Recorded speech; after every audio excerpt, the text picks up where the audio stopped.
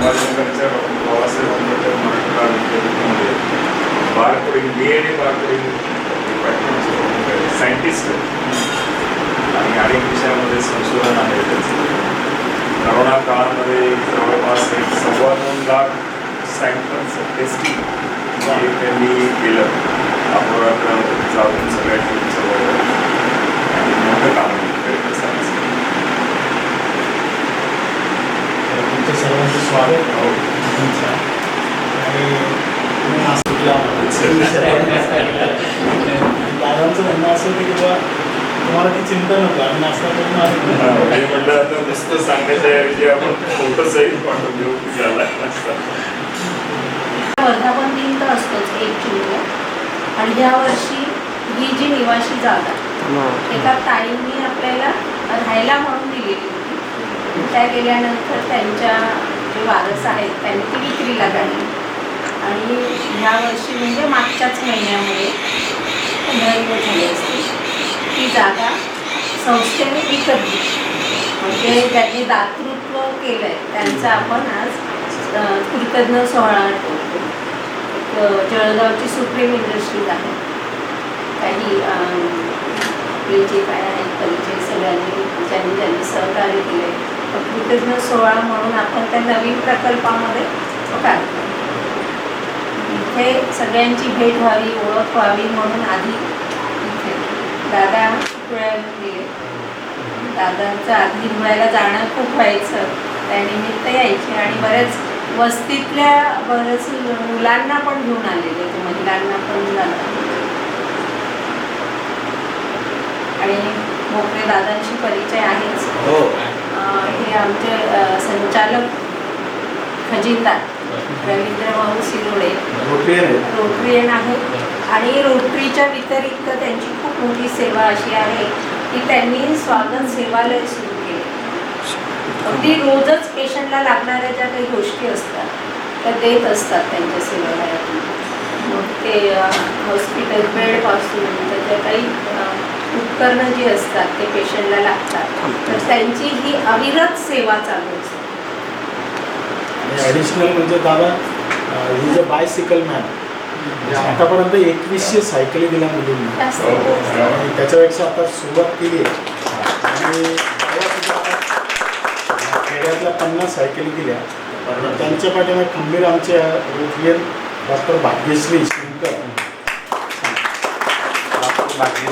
अध्यक्ष होतं त्यावेळेस आम्ही 2100 सायकली वाटल्या. 1600 वैयक्तिक आम्ही घेतल्या आणि 500 रोटरी काढणार. त्यावेळेस सर्वात चांगला एक प्रोजेक्ट झाला आमचा. आम्ही दिव्यांगांना फिरते दुकान दिलं. ही पहिली संकल्पना होती. ताईच्या मनात आला आपण असं केलं पाहिजे. ताईने त्या सायकली 23 सायकली त्या दिव्यांगांना दिल्या. ते स्वतःच्या पायावर उभे राहतील. खेड्यातले सर्व मुलं होते. कोणी त्याचं पेपर्स विकतील, कोणी पाण्याच्या बॉटल विकत आहेत, कोणी काही असं सेट करून दिलं तर सायकल. ओके. त्याचं पूर्ण दुकान तयार केलं फिरतं दुकान. रोटरी डिस्ट्रिक्टमध्ये पहिला प्रोजेक्ट झाला आमचा. सायकल देऊन थांबण्यापेक्षा त्यांनी रोजगार केला. त्यांनी सायकली उपलब्ध करून दिले नाही आणि त्याला ते मॉडिफिकेशन केलं. त्यानिमित्ताने खूप छान प्रोजेक्ट म्हणजे आम्ही एकमेकांना सहाय्य करून तो प्रोजेक्ट करत राहतो. त्याच्यात ताईंचं सहकार्य असं सगळं चांगलं काहीतरी करूया असं चाललं आहे. जिथं कोणी कमी पडलं आता यावर्षी पण आता 500 सायकली येत आहेत. साधारण या 15 दिवसामध्ये त्या वाटप होतील. 15 तारखेला सायकल 4000 रुपयाला परचेस करतो होलसेलमध्ये आणि त्याच्यामध्ये 2000 रुपये मुलांकडनं घेतो. कारण त्याला त्याची किंमत कळाली. फ्रीचे तर दिलं आपण त्याचं हे नसतं. आता आम्ही आव्हान पण करतो मुलांना तुम्ही तुमचं 10वीचं वर्ष झाल्यानंतर तुम्ही दुसऱ्याला द्या. त्या पद्धतीने आम्ही त्याच्यावर फॉलोअप घेतो आहे. शिक्षकांनाही सांगतो कारण त्या पद्धतीने आज मुलांना 3च गरजा होते. सायकल असेल दप्तर असेल. ई लर्निंग प्रोजेक्ट आम्ही पूर्ण डिस्ट्रिक्टमध्ये राहतो. प्रत्येक शाळेत दिले आम्ही प्रोजेक्ट तर त्याच्यानंतर पोरांना डिजिटल एज्युकेशन समजतं खेड्यातल्या पोरांना. आणि यावर्षी आमचं रोटरीच्या माध्यमातून मॅक्झिमम 50 ते 100 शाळांना आम्ही दप्तर देणार आहे असं आहे डोक्यामध्ये. आणि दरवर्षी आम्ही मुलांना पिक्चर दाखवतो. त्या पिक्चरच्या माध्यमातून ते खेड्यातले मुलं मागच्या वर्षी 2500 मुलांना पिक्चर दाखवला. त्याच्या मागच्या वर्षी पाणी पिक्चरवरती पिक्चर दाखवला. पाणी पिक्चर जो होता तर मुलांना पाण्याचं महत्त्व कळावं. मागच्या वर्षी सितारे जमीन पर पिक्चर दाखवला. त्याच्यातनं मुलांमध्ये वेगवेगळ्या असे दरवर्षी आम्ही परमनंट प्रोजेक्ट ठरवले. देणारे दाते पण फिक्स आहे आणि ते काय रेडीमेड असतं सर्व. पिक्चर थिएटरमध्ये घेऊन जायचं आणि त्यांना काही रक्कम ठरवलेली असते. 500 दाखवतात. छान प्रोजेक्ट छान प्रोजेक्ट आहे. आणि हे आमचे सगळ्यात ज्येष्ठ चंद्रात्रे बाबा परिवारातले आहेत. काम योग सम्राट आहे. अजूनही क्लास घेतो. 50 वर्षापासून मोफत योगाची सेवा चालू आहे. आणीबाणीतले आहेत आणि आम्हाला सगळ्यांना शिस्त लावणार आहे. जोपर्यंत त्यांची थाप आमच्या पाठीवर पडत नाही तोपर्यंत आम्ही शिस्तीत नाही का. ओळख मी अपंग असून उत्तुंग शिकवून दिलेली पहिल्यांदा. ती ओळख करताना पहिली संधी यांचं जे प्रॉडक्ट विक्रीचे तयार होते त्याची पहिली संधी शेख नारायण बाबा वाचनाला दिलेली आहे. अधिकाराने फ्री दिली आणि तिच्या पहिल्या पुस्तकाचं प्रकाशन मी म्हटलं बाळासाहेब चौधरी आहे. बाळासाहेब सांगितलं नाही योग्य वेळेला योग्य माणूस अध्यक्ष ती संधी लाभली. त्यापासून एक माणूस कन्या म्हणून त्यातून गेलेलं आहे. आणि दुसरी गोष्ट अशी आहे की परमेश्वर प्रत्येकाला कुठल्याही एखादा प्लस पॉईंट देत असतो आणि तो तुम्ही डेव्हलप केला ओळखला की तुम्ही पूर्ण प्रगती करू शकता. आता मला डॉक्टर पूर्णपणे सांगितलं म्हणजे पहिला योग 1977 साली मी योगावर सुरू केला. काकासाहेब पूर्णपणे कन्हैयालाल बजाज, गोपराज डॉक्टर, नंतर सोमनाथ शेटवालजी, गंभीरबाई पूर्णपणे असे पहिले होते. 15 दिवस काकांनी मला असं करू म्हणे मी प्रयत्न करणार आहे. तर 49 वर्ष पूर्ण झाले. विश्वविक्रम 2022 विश्वविक्रम झाला free yoga teaching all sector. आणि आता 49 पूर्ण झाले. 2027 हनुमान जयंती प्रश्न वर्ग मोफतच राहील. आणि दुसरं म्हणजे प्रमाणपत्र हे केलं की आता जी व्यक्ती आली त्या प्रत्येकाला फायदा झालेला आहे. हे सगळ्यात प्रमुख प्रमाणपत्र एकाचं मिशात नाही नुकसान नाही. आणि तिसरी गोष्ट सरकारी निधी घेता एक काम नीट होत नाही म्हणून सरकारी निधी न घेता मुळात माझं बजेट 40 लाखात होतं आता 50 लाखावर गेलेलं आहे. 40 गावामध्ये घोषणावट जसं वाचनाला आहे तसं ते योग भवन घोषणावर ठरेल. योग भवन बांधून प्रगतीवर आहे. 2021 पासून योग तिथे वर्ग चालू आहे. आणि सरकारी माझी मिसेस शिकवायला लागली. मुलगी नाशिकला शिकवते. सुनबाई आली ती तयार झाली सर्टिफाईड ती शिकवते. उन्नती मंडळात ती घेतली 5.5 ते 6.5. 5.5 ते 6.5 योग भवनमध्ये आम्ही वर्ग घेतो. सगळ्यांसाठी या पण आहे. तुमच्याकडे जी काही जीवनता असेल ती भरून काढून आपण काय करू शकतो. संकट वाचनालयाचे 86 वर्ष अध्यक्ष होते आणि आता व्याख्यान मला 86 वर्षापासून अविरत चालू. 150 वर्ष पूर्वीच्या नाव काय? समाधानची गोष्ट अशी एवढी माझी मोठी एवढं नाही. नारायण बंकट वाचनालय 40 गाव सोसायटी 57 वर्ष शेख नारायण बाबा वाचनालय. 50 वर्ष योग सेवा. 52 वर्ष वाचन बलराम शाळा. 10 वर्ष रोटरी. 7 वर्ष अनुदान स्टेट. 37 वर्ष सोसायटी. 5 वर्ष सिनेट सदस्य. अशा सगळ्या सेवा करण्याची संधी मला मिळाली. आणि अशी बेरीज केली सगळी आपल्याच स्वयंनी परिवारातल्याच आहेत. यांचं स्वतः डॉक्टर आहेत त्या बालरोग तज्ञ आणि स्वयंदीपशी खूप चांगल्या पद्धतीने जुळून घेतलेलं आहे. आपल्या प्रकल्पाचं जेव्हा काम सुरू होतं तेव्हा खूप काही अडचणी होत्या. त्यांनी एक संकल्पना राबवली की आपण हळदी कुंकूचं देणं देतो. हळदी कुंकाचा जो कार्यक्रम असतो त्या रोटरीमध्ये अध्यक्ष पण होत्या, इलरव्हीलमध्ये पण होत्या. आणि त्यांनी एक विचार केला की हळदी कुंकूचं वाण देण्यापेक्षा आपण प्रत्येक महिलेकडून असं काहीतरी वाण घ्यायचं आणि ते स्वयंदीपला द्यायचं. सांगा तुम्ही आणि मग ती पुढचं ते स्वतः सांगितलं. म्हणजे महिला मंडळ वगैरे आणि प्रत्येकाला असं वाटतं काहीतरी द्यावं, पण काहीतरी एखादी संकल्पना कोणाला तरी सुचवावी लागते. आणि अध्यक्ष असताना खरं तर ह्या गोष्टी डोक्यात यायला चालू होतात. तर तेव्हा जवळपास 60,000चा निधी, म्हणजे घरी जर हळदी कुंकू तयार तुम्ही करायचं म्हटलं तर 2-3 हजार रुपये प्रत्येकाला एक खर्च येतो. तर एक म्हणजे तयार करताना असं केलं की प्रत्येकीने 1100 द्यावे एक अशी अपेक्षा आहे. नसेल शक्य 500 द्या, 300 द्या, तेही नाही दिले तर तुम्ही फक्त हळदी कुंकवाला या. पण इथे जी असेल तर प्रत्येक पॉईंटवर आपलं एक नाव असेल बुवा. जेव्हा उद्या प्रोजेक्ट मोठा होईल प्रत्येकाला एक आनंद असेल. पण आजही जेव्हा कंपनी मोठी होते आणि प्रत्येकाला ऐकताना असं वाटतं की अरे आज इतकी मोठी गार्मेंट फॅक्टरी तयार झाली आणि त्याच्यात एखादी वीट आपली आणि ते करण्याचं खरं भाग्य म्हणजे त्या अध्यक्ष काळात काही म्हणून मिळालं. ते खूपच छान. आणि जसं आता काका म्हणले 30-37 वर्ष सिनेट म्हणून होते, तितकं माझं वयच आहे आता. त्याच्यामुळे तो बाकी असा काही अनुभव नाही. रोटरीच्या ज्या प्रवीण भाऊंच्या याच्याने हे सगळे प्रोजेक्ट्स म्हणजे आम्ही जो अवधेचा कार्यक्रम घेतला तो तर अगदी सुंदर होता. गीत रामायण म्हणजे कुठंतरी ह्या सगळ्या संकल्पना जोडताना देव आणि हे असं असलं की समोरच्यालाही द्यायला छान वाटतं. आणि तेव्हापासून जे फंड रेझिंगचे वगैरे प्रोग्राम सुरू झाले म्हणजे त्याच्यात DR पाटील सर असतील, भोकरे सर असतील, ह्या सगळ्यांचं योगदान म्हणजे तेव्हापासून खरं तर आम्ही स्वयंदीपच्या याच्यात खूप छान इन्व्हॉल्व झालो. आणि हे परदेशी कापड असताना आपण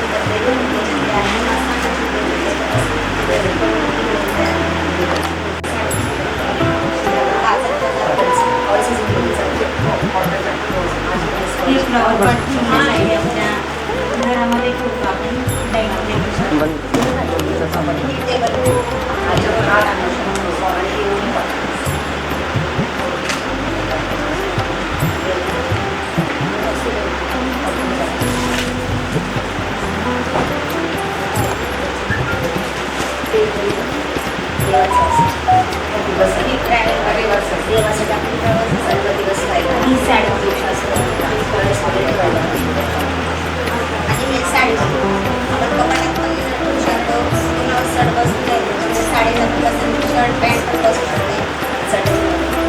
आणि याच्यामध्ये जो प्लास्टिकचा प्रकार असतो ना ते लवकर खराब होतो, तसे हे पण खराब होईल कारण त्याच्यावरचा कागद लगेच खराब होतो.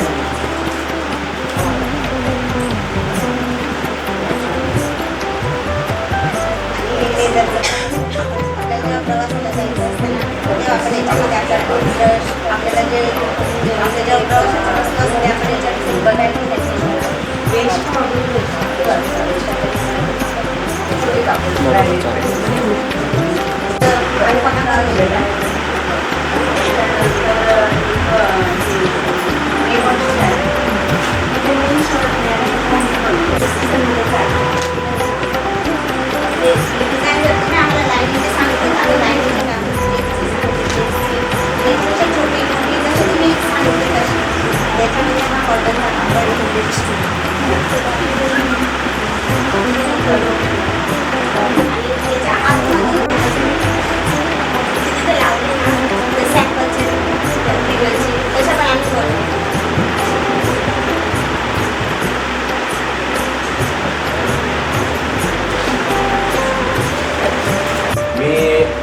माझ्या आई आजोबांच्या कडून मला जे काही मिळालं त्याच्यामुळे सामाजिक संस्थेसाठी किंवा सामाजिक सेवेसाठी कायम मागच्या 25 वर्ष आधी तत्पर असतो.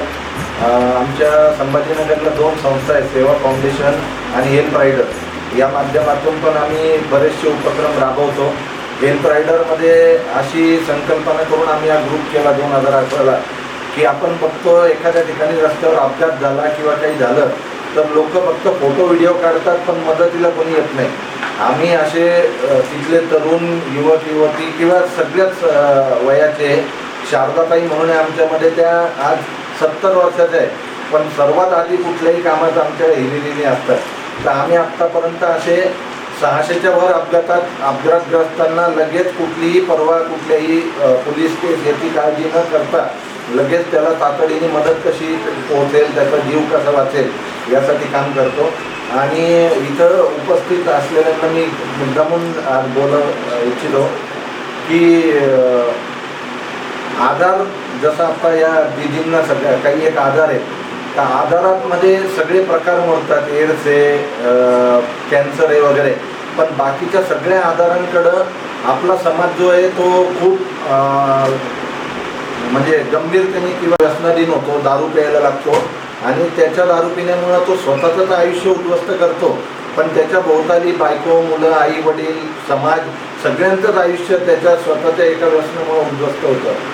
अल्कोहोलिक अनॉनिमस नावाची संस्था आहे जी 1935 पासून अमेरिकेत कार्यरत आहे आणि ही कुठलंही चार्जेस न घेता किंवा कुठल्याही गोळ्या औषधं न देता एक ग्रुप थेरपी टाईप व्यसनाधीन माणसाला व्यसनापासून दूर राहण्यासाठी काम करतोय. या संस्थेचा अध्यक्ष उपाध्यक्ष अशी कुठलंही नाही आहे. मी स्वतः 2007 ते 2015 व्यसनामध्ये अडकलो होतो आणि माझं सगळं आयुष्य संपलं होतं. 2015ला तर मला असं वाटलं होतं की आता माझ्याकडून व्यसन सुटत नाही, आता आत्महत्या हाच एक पर्याय आहे.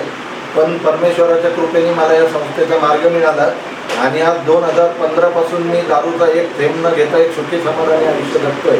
आणि आमची जी संस्था आहे ही अशा व्यसनामध्ये अडकलेल्या माणसांसाठी काम करते, ती स्वतः दारूपासून लांब राहते आणि इतर व्यक्तींना दारूपासून लांब राहण्यासाठी कसं हे होईल. तर 40 गावला पण आपल्या अल्कोहोलिक अनॉनिमसची संस्था आहे ज्यांच्या मीटिंग्स चालतात आणि आम्ही या संस्थेमार्फत आज लाखो व्यसनाधीन लोक आज दारूपासून लांब आहे आणि एक सुखी समाधानी आयुष्य जगण्याचा प्रयत्न करतोय.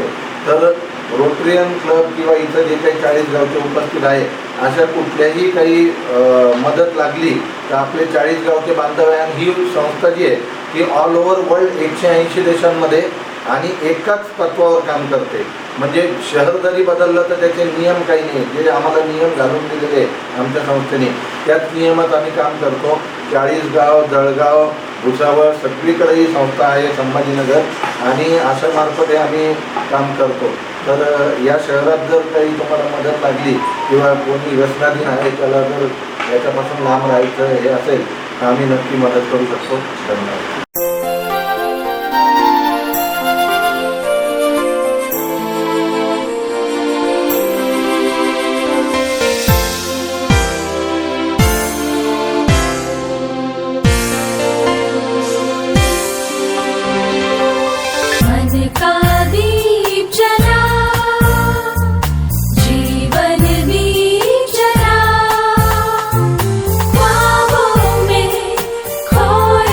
है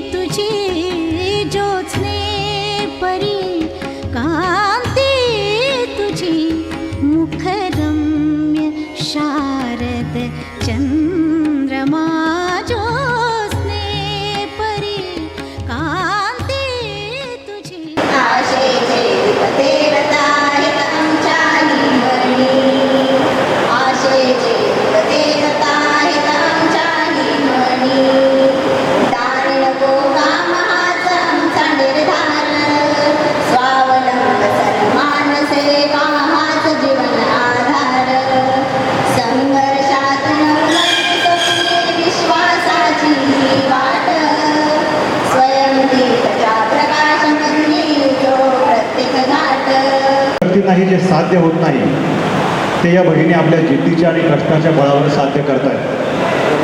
आज समाजाच्या दृष्टीने कधी काळी उपेक्षित, निराधार आणि असहाय्य मानल्या गेलेल्या या दिव्यांग भगिनी स्वतःच्या पायावर उभ्या राहत आहेत. त्यांना आत्मसन्मानाने जगण्याची प्रेरणा देणाऱ्या, त्यांच्या वेदना आणि संघर्ष स्वतः अनुभवल्याप्रमाणे समजून घेणाऱ्या आदरणीय मीनाक्षीताई निकम यांचे कार्य खरोखरच प्रेरणादायी आहे. मित्रांनो, कोणतेही मोठे कार्य केवळ इच्छाशक्तीनं पूर्ण होत नाही. त्यासाठी परमेश्वराचा आशीर्वाद, समाजाचं सहकार्य आणि सर्वात महत्त्वाचं म्हणजे डोक्यावर सुरक्षित छत आवश्यक असतं. छत ही केवळ विटा आणि सिमेंटची रचना नसते, ती आश्रय असते, विश्वास असतो, सुरक्षिततेची हमी असते, सामूहिक स्वप्नांना आकार देण्याची एक जागा असते. स्वयंदीप दिव्यांग महिला निवासी रोजगार प्रकल्पासाठी असेच एक हक्काचे घर उभे राहिले आहे. असे घर ज्यामुळे या भगिनींना आता उद्याची भीती राहणार नाही. असे घर ज्यातून यांना कोणीही उठा आणि निघून जा असं म्हणू शकणार नाही. हे केवळ बांधकाम नाही तर आत्मसन्मानाचा आणि स्वावलंबनाचा एक भक्कम पाया आहे.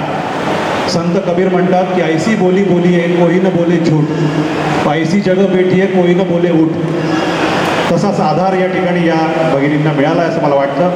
माणुसकीची उब देणारे शब्द आणि सहकार्याचा हात आणि संवेदनशीलतेची भावना यामुळेच समाज सुंदर बनत असतो. आज ज्यांच्या उदार सहकार्यामुळे, दानशूर वृत्तीमुळे आणि सामाजिक जाणीवमुळे हे स्वप्न साकार झालं आहे, त्या सर्व ज्ञात अज्ञात दाते, हितचिंतक, मित्रपरिवार आणि शुभचिंतकांप्रती कृतज्ञता व्यक्त करण्याचा हा एक क्षण आहे. ज्यांनी तर संवेदना, त्यांचं योगदान सामावलेलं आहे. आजचा हा कृतज्ञता सन्मान सोहळा हा केवळ सन्मानाचा कार्यक्रम नाही तर समाजातील माणुसकीच्या शक्तीला केलेला एक सलाम आहे. या सर्व मान्यवरांचं मनपूर्वक स्वागत करत कृतज्ञतेनं नतमस्तक होऊन आपण आजच्या या मंगल सोहळ्याची सुरुवात करूया. कार्यक्रमाच्या सुरुवातीला आपल्या प्रमुख उपस्थित मान्यवरांचं या ठिकाणी संस्थेच्या वतीनं सत्कार आणि स्वागत होईल. सत्कार सोहळ्याला प्रतिसाद द्यायचा.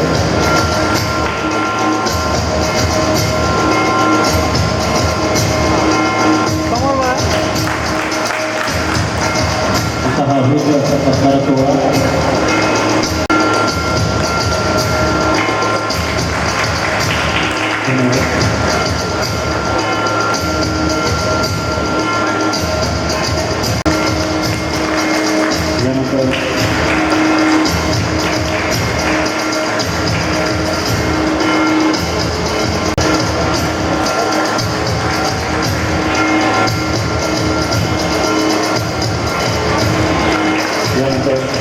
माननीय शारदा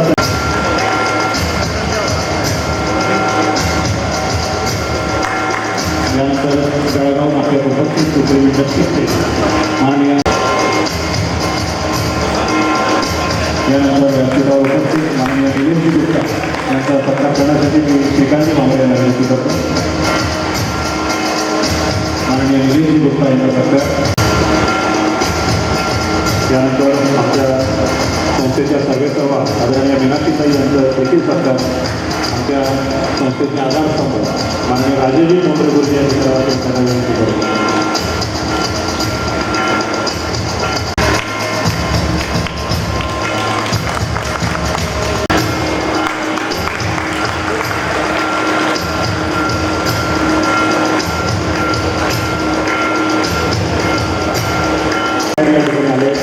सर्वांचा सत्कार देखील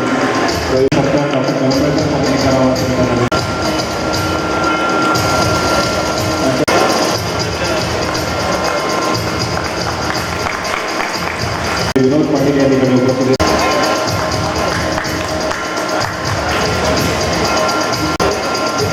संभाजीनगर येथून उपस्थित सबुली मॅडम यांचा सत्कार, सुमित्रा संजयजी हुकुम साहेब यांचा सत्कार. त्यानंतर आमच्या करावा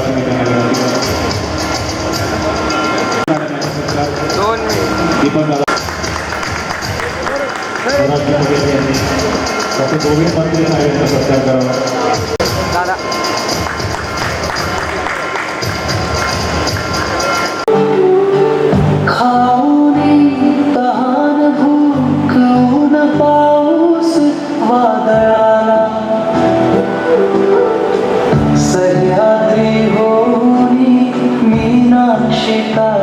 हरवताय साऱ्या समस्या मीनाक्षीताई स्वर्णीप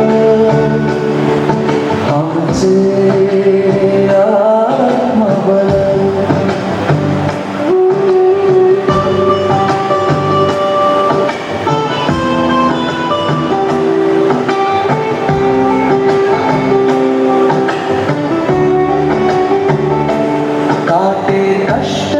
संघर्षाची बिकट आहे वाट जिद्द परिश्रम चिकाटी सकारात्मक विचाराने आई काढता सुकर वाट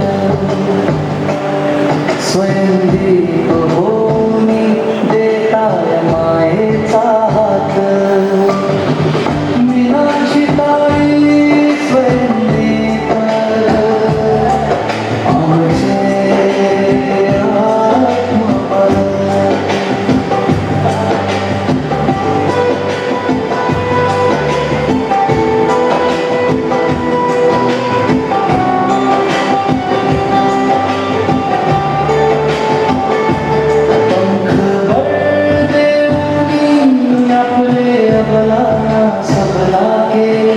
निराशा वेदना सारून स्वयंभूपणाने आम्हाला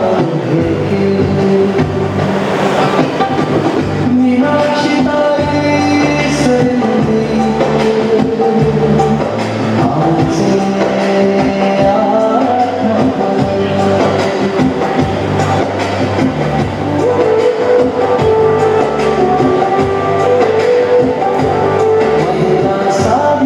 सुधिकाच फूट फूट होणार अशी जुनी विचार म्हणपण मीनाक्षी ताईंचा भक्त लाभला साथ व्यंग हरून त्या झाल्यात बुलेट फूट काच मीनाक्षी ताई स्वयंदीप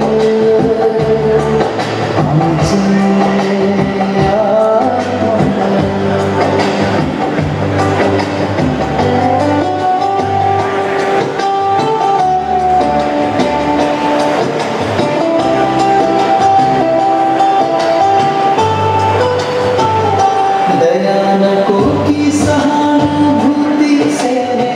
संधी आम्हा मिळाली वाढ कष्ट मिळलं दोन घास मीनाक्षी ताई आम्हा साथी वृक्ष खास मीनाक्षी ताई संदीप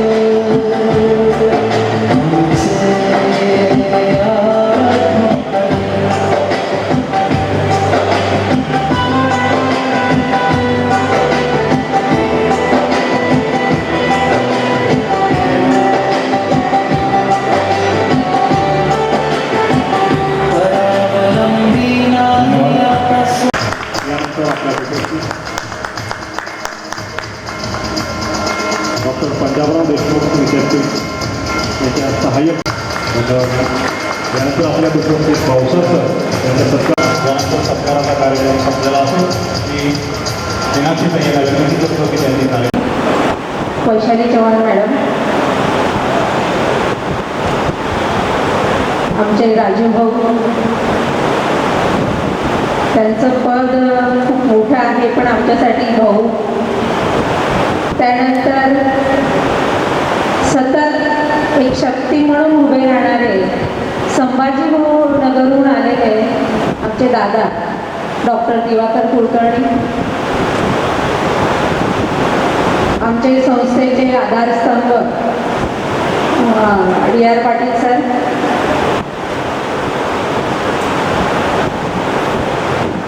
हे आमचे रोटरीयन दादा निलेशजी गुप्ता, आणि आज खऱ्या अर्थाने आमच्या डोक्यावरचं छत ज्यांनी वाचवलं ते आमचे मंत्री साहेब.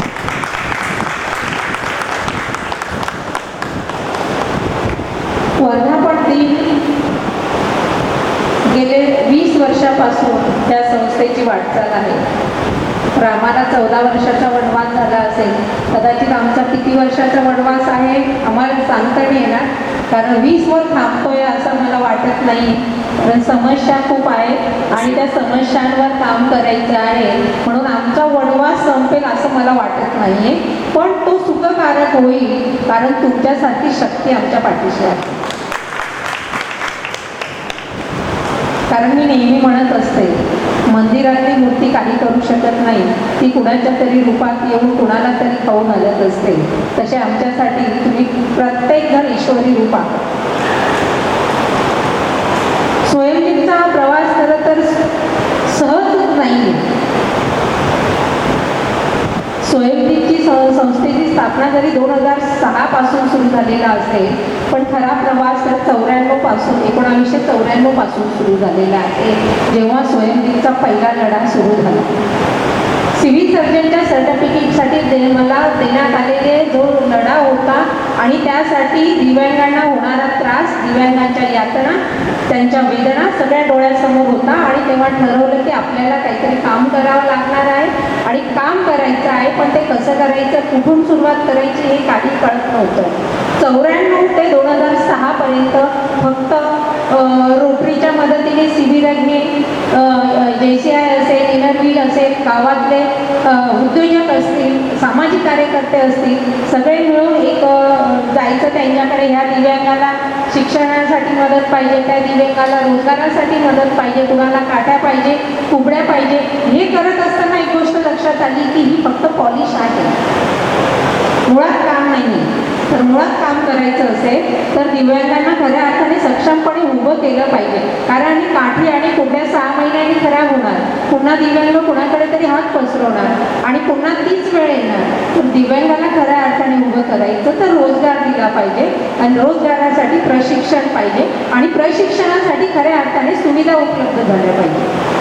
आणि त्या सुविधा जशा सुविधा देण्यात आल्या, ते एक अडचण पुढे गेली, त्याच्यावर काम होत गेलं, एक अडचण पुढे गेली आणि काम होत गेली. आणि हे काम करत असताना अजून एक गोष्ट लक्षात आली की ग्रामीण भागातल्या दिव्यांगांचं काय, ते एका कोपऱ्यात बसलेले कुणाची तरी वाट बघायची आणि त्यांनाही जगायचं आहे, सक्षमपणे समाजामध्ये त्यांचं अस्तित्व निर्माण करायचं आहे. पण आत्ता त्यांची कंडिशन कशी होती की घरात एक अडथळ्याचं सामान पडलेलं आहे, ते कुटुंब फेकू शकत नाही आणि जोपासूही शकत नाही.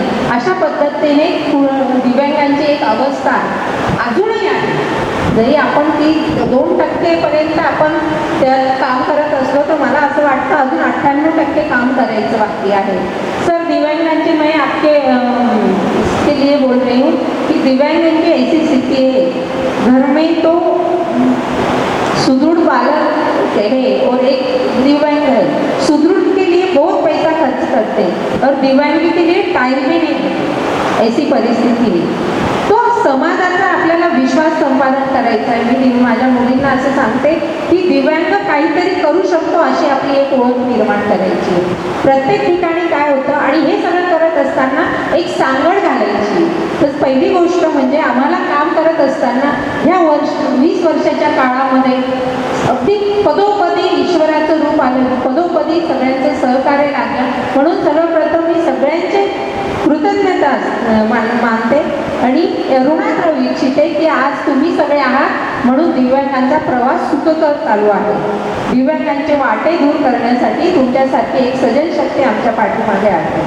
हे करत असताना एक गोष्ट अशी सातत्याने जाणवली, समाजात लोकांना खरंच काहीतरी करायचं आहे, संवेदनशील समाज आहे, पण नक्की काय करावं हे कळत नाही की नक्की कुणाला मदत करावी, कारण कुणाच्या आपल्या मदतीने कुणाला काय फायदा होणार आहे हा एक दृष्टिकोनही समाजाचा पुढे आहे.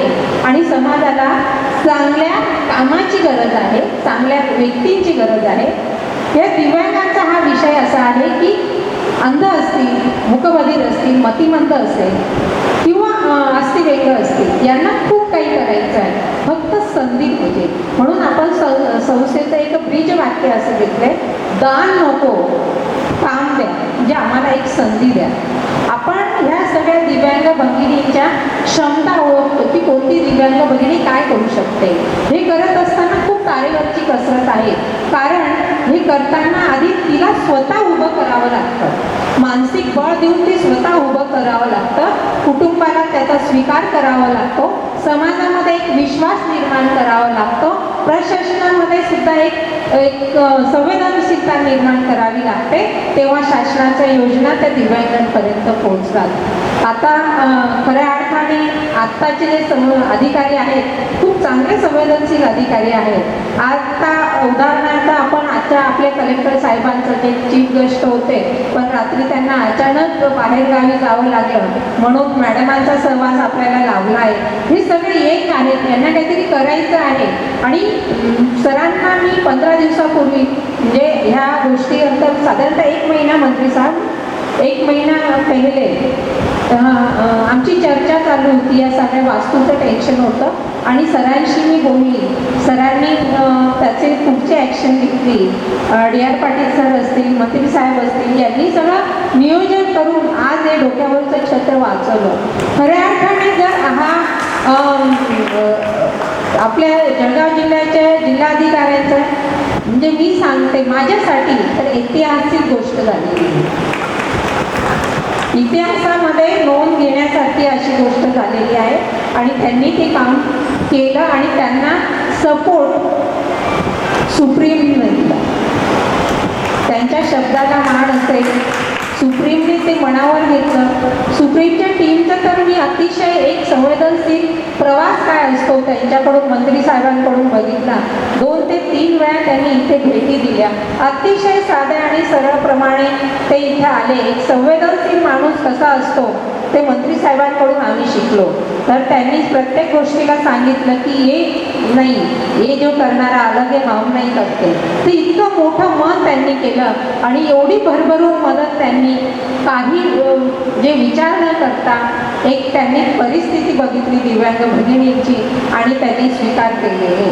मंत्री साहेब आम्ही आयुष्यभर तुमच्या ऋणात राहू आणि कदाचित हे वटवृक्ष होईल पण ते खऱ्या अर्थाने तुम्ही घातलेल्या खत पाण्यामुळेच होणार आहे आणि तुमचा हा सहारा आम्ही सगळ्या दिव्यांगांच्या वतीने मी मनपूर्वक आभार मानते आणि परमेश्वर तुमच्या रूपाने सदैव अशा वंचितांच्या सेवेसाठी हजर राहो हीच अपेक्षा व्यक्त करते. खरं तर हा प्रवास खूप कठीण आहे. हा डोलारा जरी तुम्हाला आता सध्या दिसत असला पण तेव्हाही प्रवास खूप सोपा नव्हता. त्याच्यामध्ये अनेकांचे हात आहेत, अनेक अशा शक्ती आहेत, अदृश्य शक्ती आहेत. त्या आवर्जून मला 1-2 व्यक्तींचे असे खूप जणांचे हात आहेत इथे प्रत्येक वीटवर प्रत्येकाचे वेगवेगळे नावं आहेत.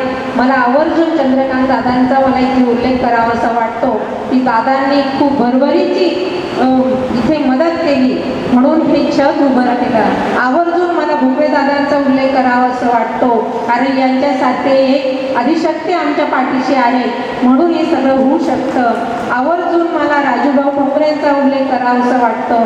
आवर्जून आमची टीम रविभाऊंचा उल्लेख करावा असं वाटतो. भाग्यश्री ताईंचा उल्लेख करावा असं वाटतं आणि इथे बसलेले आमचे DR पाटील सर असेल, कोटरी असेल, राजूभाई गराणे सर असतील आणि आमचे ते बासरीवाले सर असतील, गणेशकर सर असतील, हे सगळ्यांची मुकुंददादा असतील, या सगळ्यांच्या सहकार्याने हा सगळा रथ चालू आहे. आणि अशा मातृशक्ती आहेत, आमच्या सुनीता बोकरे वहिनी आहेत, मानसीताई आहेत, या अप्रतिम वेगळी शक्ती आहे त्यांची ती आम्हाला जगण्यासाठी प्रवृत्त करते. खरं तर हा खडतर प्रवास आहे आणि या प्रवासाच्या प्रत्येक वाटेला आम्हाला कोणाची तरी मदत लागते. मी असं नाही म्हणून बरेच जण म्हणतात की मीनाक्षी ताईचं स्वयंदीप. मी प्रत्येकाला सांगते स्वयंदीप मीनाक्षी ताईचं नाही आहे, स्वयंदीप हे सगळ्यांचं आहे. कारण त्या वेदना सगळ्या मिळून आपल्याला दूर करायच्या आहेत. मॅडम, आमच्या वेदनांचा जर विचार केला तर आमच्या वेदना सकाळी 5 पासून सुरू होतात. प्रत्येकजण कोणी धडपडतं, कोणी पडतं, आणि हे जरी तुम्हाला 10-20 मुली दिसत असतील, पण सगळ्यात मोठं दुःख आमचं असं आहे, मला सगळ्यांसमोर मांडावं असं वाटतं की ह्या 40गाव तालुक्यामध्ये एका गावाला एक जरी अतितीव्र दिव्यांग, एका गावाला 4-5 दिव्यांग असतात, पण अतितीव्र दिव्यांग तहसीलदार साहेब समोर बसले. ते अत्यंत संवेदनशीलतेने 3-4 वर्षापासून इथे जे काम करतायत दिव्यांगांसाठी, तुमच्याही मनापासून आभार. पण तुम्ही साक्ष आहेत त्या गोष्टीला. एका गावात एक जरी दिव्यांग, 39 गाव, 139 गाव फक्त 40गाव तालुक्यात आहे, आणि ह्या 139 तालुक्यामध्ये 139 भगिनी स्वयंदीची वाट बघत आहे, आणि त्या मुलींना सुद्धा जगायचं आहे, त्यांनाही एक आत्मनिर्भर व्हायचं आहे. पण बऱ्याच काही अडचणी आहेत, आपण अजून सगळ्यांना न्याय नाही देऊ शकत. तर मला असं वाटतं हा स्वयंदीपचा दिवा आहे. मी नसतानाही, ज्या असताना चालू आहे तसा नसतानाही तो चालू राहायला पाहिजे. म्हणून तुमच्या सगळ्या समाजाची साथ ही खूप महत्त्वाची आहे, कारण वेदना खूप आहेत, आणि त्या वेदनांपेक्षा त्या वेदना दूर करणाऱ्या तुमच्यासारखा संवेदनशील समाज मंत्री साहेब इथे आहे, म्हणून एक श्रद्धा टिकून आहे. माझी सगळ्यांना अशी विनंती आहे, तुम्ही ज्या ज्या क्षेत्रामध्ये कुठे जरी असताल, पण एक संवेदनशील माणूस म्हणून जर तुम्ही काम करत असाल तर खऱ्या अर्थाने ईश्वरी कार्य तुमच्याकडून ठरेल. मी मनापासून तुमचे सगळ्यांचे आभार मानते, आणि माझे लांबलेले जे प्रास्ताविक आहे ते थांबवते. माझ्या इथे ज्या ज्या व्यक्तींचा इथे सन्मान होत आहे, त्यांनी छोटीने, आम्ही कोणासाठी काही करू शकत नाही, कारण आमच्याजवळ काहीच नाही.